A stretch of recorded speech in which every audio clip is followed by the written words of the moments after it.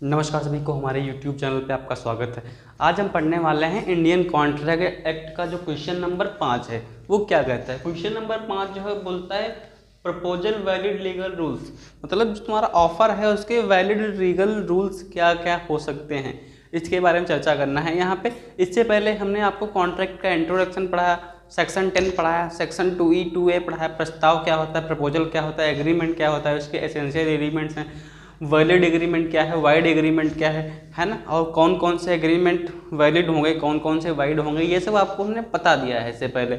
अब हम आगे हैं कि प्रपोजल के वैलिड लीगल रूल्स क्या होते हैं, इन पे चर्चा करेंगे एक बार।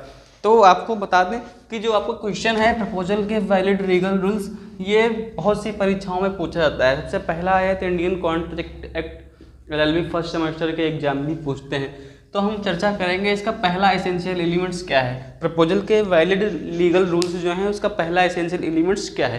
तो यहाँ पे लिखा है हमने प्रपोजल मस्ट बी कम्युनिकेटेड, मतलब कोई ऑफर आप जो दे रहे हैं, कोई ऑफर ए है, एक बंदा है, इसको कुछ बेचना है और बी को कुछ खरीदना है।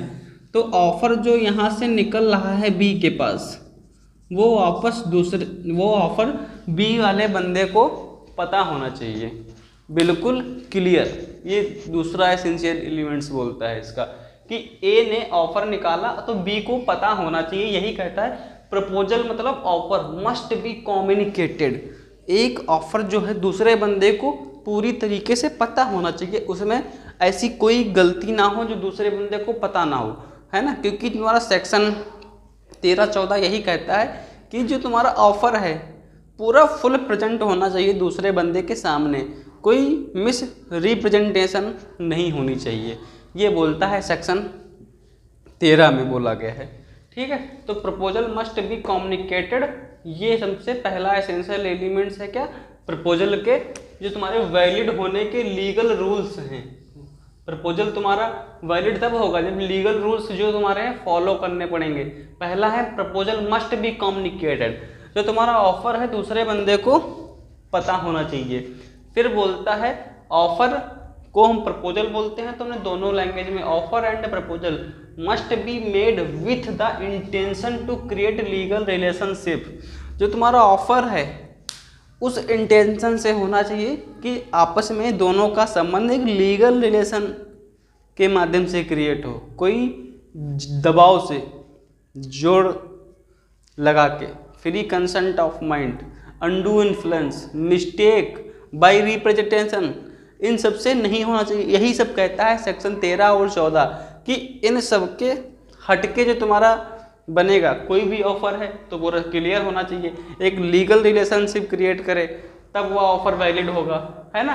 फिर तीसरा एसेंशियल एलिमेंट्स क्या बोलता है, the term of offer, the term of offer must be certain and clear. हाँ, यहाँ पे देखो तीसरा एसेंशियल एलिमेंट्स में बोल दिया कि जो ऑफर आपका है वह बिल्कुल क्लियर होना चाहिए। ऐसा नहीं है कि ऑफर तुम्हारा क्लियर ना हो।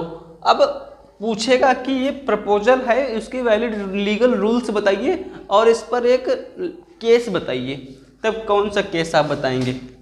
जो तुम्हारा एक ऑफर है उस पर कौन सा केस बताएंगे, केस का नाम लिख लो आप।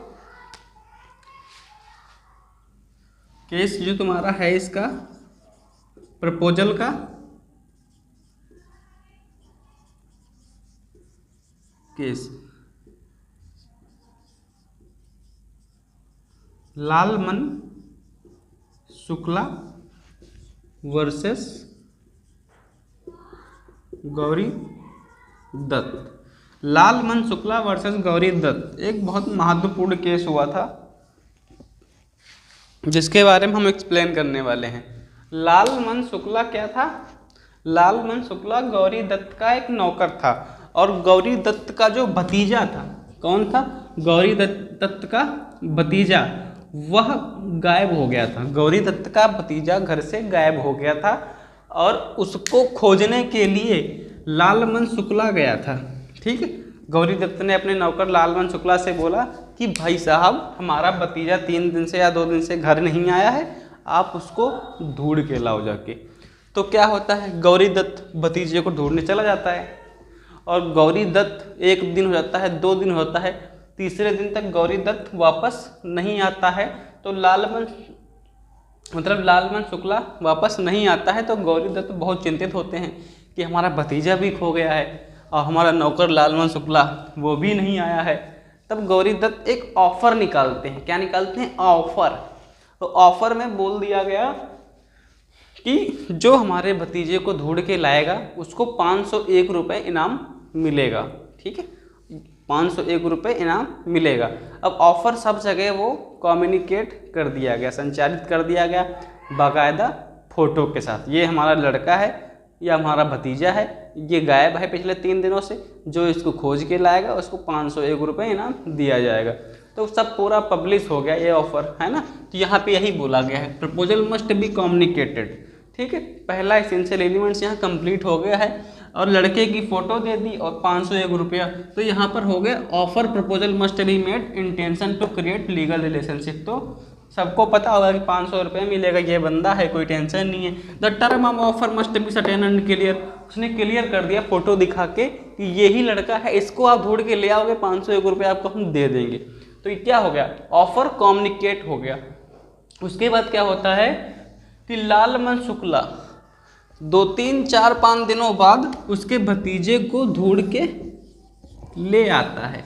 उसके भतीजे को ढूंढ के ले आता है लालमन शुक्ला और भतीजे को हैंडओवर करके गौरी दत्त जी को चला जाता है, क्योंकि इस लालमन शुक्ला को ऑफर का पता नहीं है ना। क्योंकि लालमन शुक्ला तो ढूंढने गया था भतीजे को और भतीजा ला के गौरी दत्त जी को हैंडओवर कर देता है। ढूंढ के 2-4 दिन बाद लालमन शुक्ला ही लेके आता है और इसको ऑफर का पता नहीं है। मतलब आप समझ लें ना कि ऑफर मस्ट बी कम्युनिकेटेड, है ना। तो इसको कोई कम्युनिकेशन ही नहीं है। ये तो गौरी दत्त जी के कहने पे उसके भतीजे को सिर्फ ढूंढने गया था, इसको 501 रुपये का ऑफर नहीं था, है ना। बाकी जिसको पता है वही ऑफर है। ये हम आगे बताएंगे, एक केस है और एक टाइप्स ऑफ ऑफर में है। ऑफर किसको पता होगा वही ऑफर में कॉन्ट्रैक्ट वैलिड कॉन्ट्रैक्ट बनेगा। ठीक है, तो यहाँ पर एक ये केस आप प्रपोजल के वैलिड लीगल रूल डालेंगे, उस पर एक केस लिख देंगे, लालमन शुक्ला वर्सेस गौरी दत्त। लालमन शुक्ला गौरी दत्त के भतीजे को लेके घर आ जाता है। बाद में लालमन शुक्ला घर चला जाता है। लालमन शुक्ला से उसके मोहल्ले वाले मिलते हैं कि भाई गौरी दत्त जी के भतीजे को आप ढूंढ के लाए। क्या गौरी दत्त जी ने 501 रुपये आपको दिए जो ऑफर किए थे? हैं? लालमन शुक्ला कहता नहीं, हमें तो दिए ही नहीं। और गौरी दत्त जी 501 रुपये ऑफर किए थे कि हमारे भतीजे को ढूंढ के लाया, उसको 501 रुपये देंगे। ठीक है, तो लालमन शुक्ला कोर्ट चला जाता है। कहाँ पे? कोर्ट। लालमन शुक्ला कहाँ जाता है? कोर्ट में। कोर्ट में बोलता है कि भाई गौरी दत्त जी ने हमें ऑफर किया था, गौरी दत्त जी ने एक ऑफर निकाला था कि जो हमारे भतीजे को ढूंढ के लाएगा उसको 501 रुपये दिया जाएगा। तो ठीक है, गौरी दत्त से पूछा था भाई 501 रुपये क्यों नहीं दिए लालमन शुक्ला जी को? तो गौरी दत्त जी कहते हैं कि लालमन शुक्ला जी हमारे भतीजे को ढूंढने पहले ही चले गए थे। जब लालमन शुक्ला जी भी 2-3 दिन नहीं लौटे तो हमने ऑफर निकाला, तो लालमन शुक्ला जी को ऑफर का कोई पता नहीं था। ये हमारे घर आए, हमारे भतीजे को हैंडओवर किया और चले गए। तो जज ने कहा बिल्कुल right, you are right. Offer जब निकाला गया तो लोगों में कम्युनिकेट होना चाहिए, संचारित होना चाहिए। तो पहला essentially must be communicated. Offer तो कम्युनिकेशन बहुत ज़रूरी है। तो लालमन शुक्ला जी को ऑफर का पता नहीं था। जज ने पूछा कि लालमन शुक्ला जी क्या आपको ऑफर का पता था? तो लालमन शुक्ला ने वहाँ पे कहा नहीं पता था। तो लालमन शुक्ला जी को 501 रुपये नहीं मिले और गौरी दत्त जी अपने मुद्दे पे डटे रहे और वह केस जीत गए।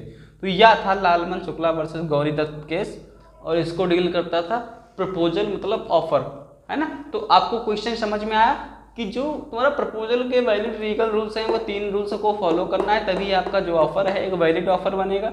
और वरना आप लालमन शुक्ला वर्सेस गौरी दत्त केस को देख लो, यहाँ पे केस लालमन शुक्ला जी हार रहे हैं क्योंकि इनको ऑफर की जानकारी नहीं थी। ठीक है, फिर छठा क्वेश्चन क्या बोलता है? Question number 6, explain the essentials and agreement is every agreement is a contract. और क्या करो डिस्कस। आपको हमने बताया था कहाँ पे? सेक्शन 2H में। आपको हमने बताया था सेक्शन 2H। सेक्शन 2H क्या बोलता है? सेक्शन 2H बोलता है कि an agreement enforceable by law is a contract. वही करार संविधाएं हैं जो कानून द्वारा लागू कराई जाती हैं। और यहाँ क्वेश्चन ने पूछ लिया explain the essential and agreement is every agreement is a contract, every agreement is a contract. तो यहाँ पे लिखना है आपको कि हर प्रकार के कॉन्ट्रैक्ट संविदा नहीं होते हैं, वही कॉन्ट्रैक्ट संविदा माने जाएंगे जो कानून द्वारा लागू करा सके। और जो सेक्शन 26 से लगा के 26, 27, 28 जुए खेलना, सट्टेबाजी करना, है ना, और किसी का जबरन विवाह कराना, है ना, ये सब जो कॉन्ट्रैक्ट होंगे वो सब वाइड कॉन्ट्रैक्ट होंगे, है ना, क्योंकि इनको लॉ कानून नहीं मानता है, लागू नहीं करा सकता है। पुलिस जाती है गाँव में जुआ खेलते हुए लोग पकड़ती है, बहुत धोती है भाई साहब, गर्दा उड़ा देती है उनका, क्योंकि ये सब कानून की नज़रों में अपराध है। ठीक है, तो कानून वही एग्रीमेंट लागू कर सकता है जो कानून द्वारा बनाए गए हों, लागू किए गए हों, है ना। तो यही बोलता है क्वेश्चन नंबर 6 पेपर में हर बार पूछा गया, explain the essential and agreement is every contract is a contract. Every contract, है ना, मतलब सारे कॉन्ट्रैक्ट क्या संविदा बन सकते हैं, तो यहाँ पे लिखना है सारे कॉन्ट्रैक्ट संविदा नहीं बन सकते हैं, वही कॉन्ट्रैक्ट संविदा बन सकते हैं जो कानून द्वारा लागू करा सकते हों, और जिसमें सेक्शन 26-27 में जो तुम्हारे नियम कानून दिए गए हैं उनके तहत जुआ सट्टेबाजी आदि कानून का एग्रीमेंट नहीं बनते। ठीक है, कॉन्ट्रैक्ट का एग्रीमेंट नहीं बनते। तो क्वेश्चन नंबर 5 और क्वेश्चन नंबर 6 और दूसरा एक बहुत लाइनुमा केस लालमन शुक्ला वर्सेस गौरी दत्त, ये पेपर में आप बहुत ही आसानी से लिख सकते हैं। जो वीडियो में आपको बताया है वो सब याद करके आना, इसमें से एक क्वेश्चन तो फंसेगा ही फंसेगा। 10 नंबर का पेपर आपका हमने रिजॉल्व कर दिया है। वीडियो अच्छा लगा और लाइक सब्सक्राइब कर लें। मिलते हैं नेक्स्ट टॉपिक में। धन्यवाद मित्रों, जय हिंद।